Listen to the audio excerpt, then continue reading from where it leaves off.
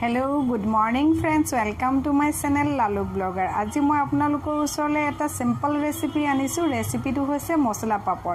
আৰু আহকচোন চাও আমি এই মছলা পাপৰনো কেনেকৈ বনাব পাৰি। প্ৰথমতে আমি পাপৰ লম, বিলাহী, কেঁচা পিয়াজ, ধনিয়া পাত, ঘি, গৰম মছলা, শুকান জলকীয়া পাউডাৰ আৰু চাট মছলা। এতিয়া মই পাপৰখন জুইত হেকি লম। আৰু এতিয়া মই এই পাপৰখন হেকি লম।